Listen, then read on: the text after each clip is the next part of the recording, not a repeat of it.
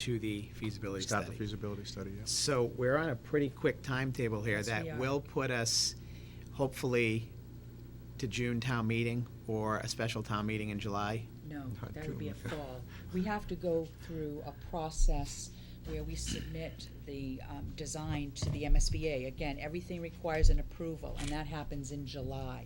So we're looking for a town meeting in the fall. And this is a little bit of a change in the schedule, but out of necessity. I mean, there's been a lot of prerequisites to get where we're at.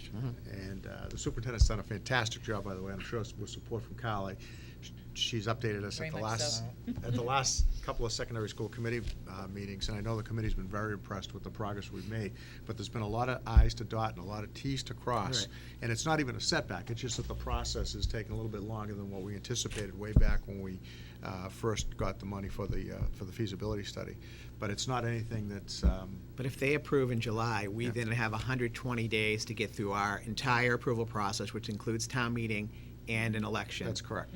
So if we go to town meeting in October with this, we'll basically have a month to have an No, there's no November election, believe it or not. No, but we'll have Next year, we'll yeah. have a month from, because if you go, say it's mid-July. Yeah. You go August, September, October, you're Yeah. 90 days in Yeah. by October town meeting, basically. Yeah, it's gonna require a special election we'll have at a some special point in election, time right. anyway. There's And no, it's there's the no end getting of around July. it. Right. They are very, So they meet at the end of Scheduled. July. Yeah. It's Is the when end of July is is when when it'll that be meeting reviewed is. and approved. And then that means we'll probably have to ask the selectmen to schedule that special election even before we have the town meeting, because you can't wait till after that, right? No, that would make sense to me to schedule it before town meeting, but we'll see how it plays out. what Right, the not timeframe to is. take place after town meeting, but to schedule Yeah. it before Well, town meeting, there's so a- the there's a placeholder is there. Right, there's a requirement to schedule it. I think we sorted that out, that was Yeah. gonna have to be the case, that we're Okay. gonna have to pre-program an election. But everything's on schedule as far as everything we've needed to do, we've done, and we're moving forward. We are. Um, And so the SSBC has 2 meetings scheduled, of course, the interviews on December 7th, and then we have another meeting on December 14th, the following week. It will be held at 6:30 right here in the middle school.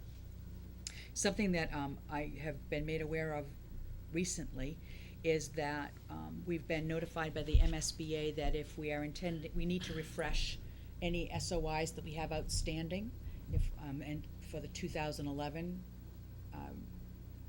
calendar year. And so I will be working to refresh the middle school SOI that's currently still on file at the MSBA.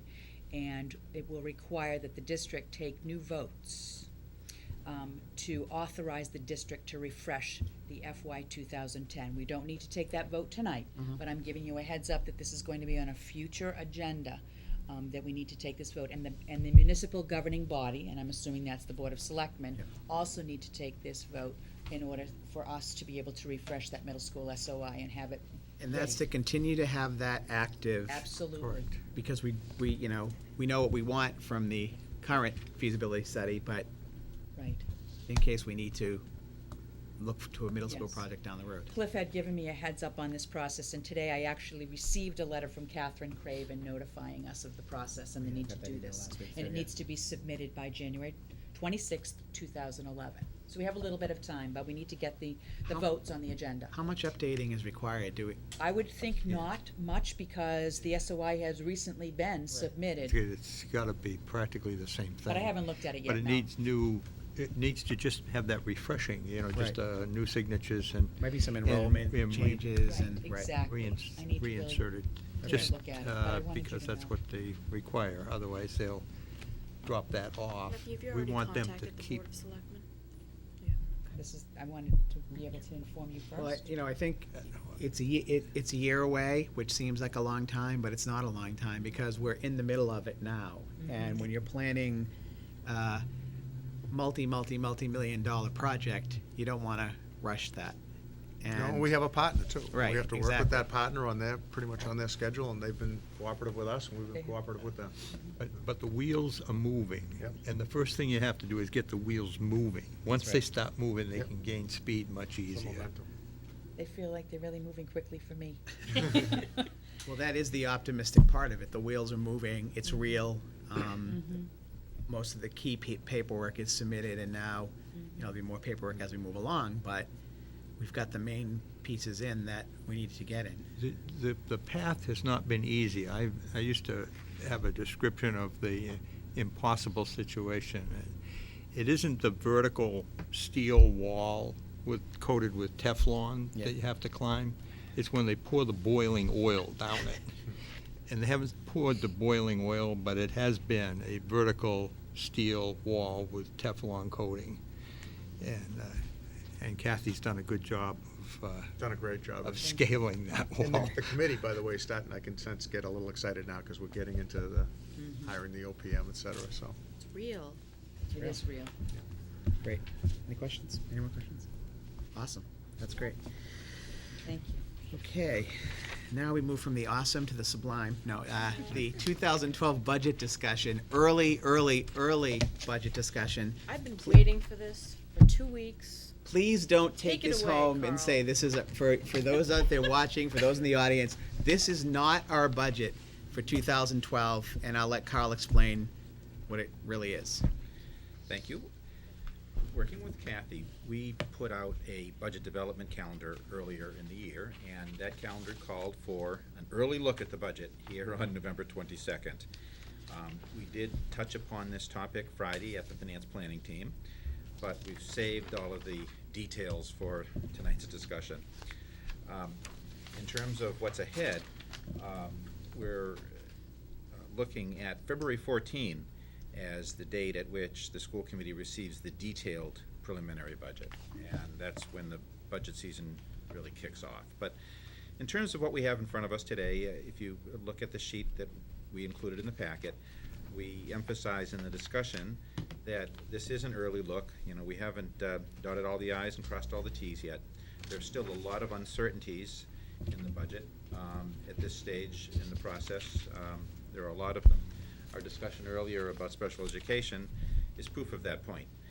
Here we are looking at FY11 changes, yet at the same time we're looking at next year's budget. So please understand that while this is approximate, it's not exact.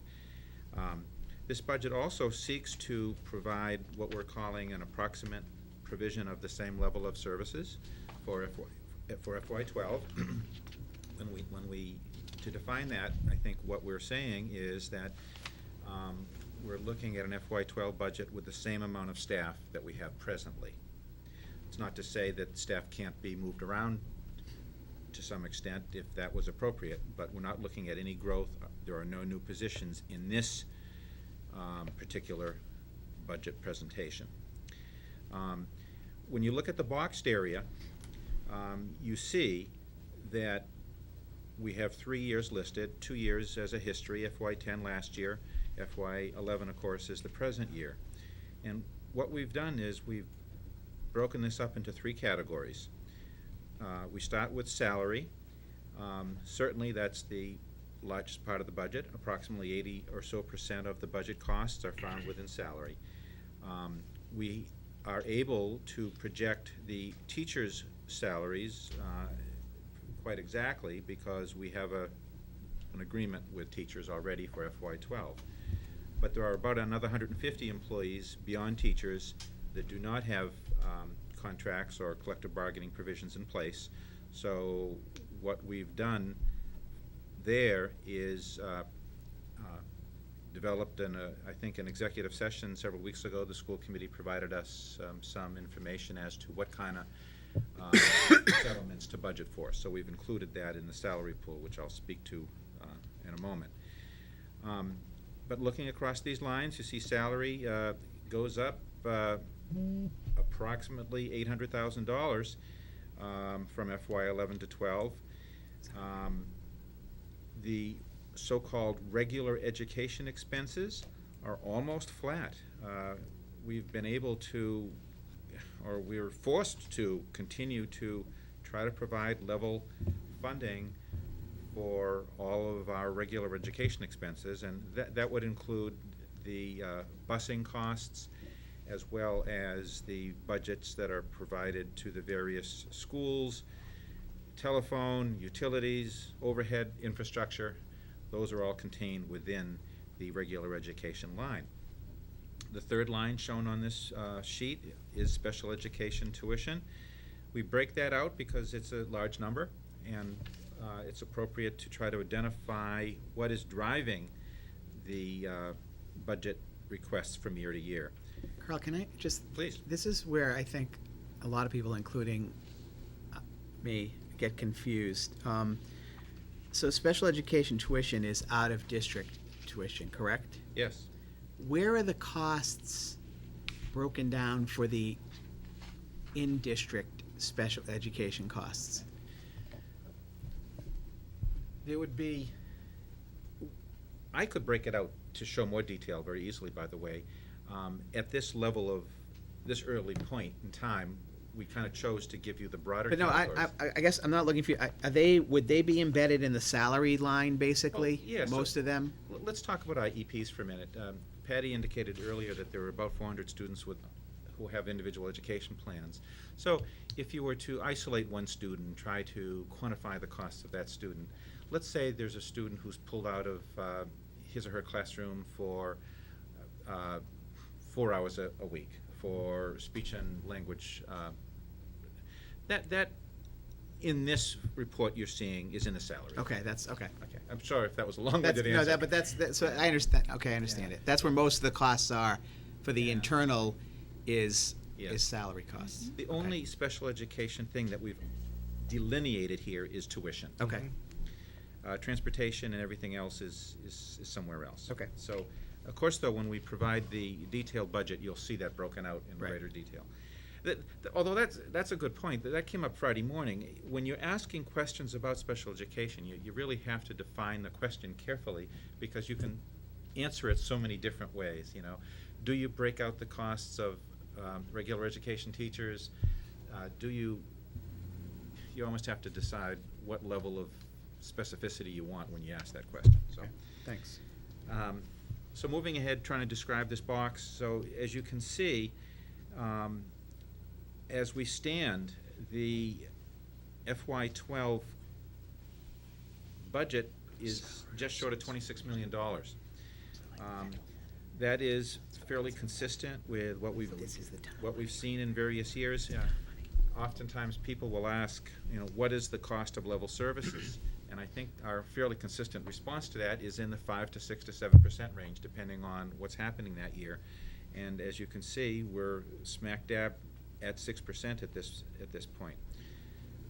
Moving down a little farther, we've itemized and listed separately the salary offsets, because this is one of the reasons the FY12 budget is somewhat costly, because the amount of offsets available to us for FY12 are reduced. What are offsets? For the sake of this discussion now, offsets include the ARA money. As the committee knows, ARA money was provided to school districts across the nation over a 2-year period, FY 10 and 11, to try to mitigate the reductions that school districts were experiencing in local and state aid. We have to remember that North Reading School District's budget is basically coming from local sources and state sources. So when the economic downturn occurred a couple years ago in October, the local sources, property taxes, licensing, building permits, things of that nature, started to lessen, started to be reduced, which means there was less money available from our local sources to fund our budget. At the same time, state sources were reduced. Income tax, capital gains, all of the revenue sources that the state realizes have also been reduced. So, ARA money was an attempt to replace those sources, and the hope was, 2 years ago, that state and local economies would improve to the point where ARA monies would no longer be available for 12. So that's the big question as we approach the FY12 budget. Will local and state revenue sources increase sufficiently to replace the ARA money? Because if they don't, we're looking at about almost $500,000 of funding sources that we've seen for the last 2 years not being replaced. Now, Carl, I think it's really important to point this out, that for our current budget this year, almost $2 million is not coming from the town of North Reading. It's coming from federal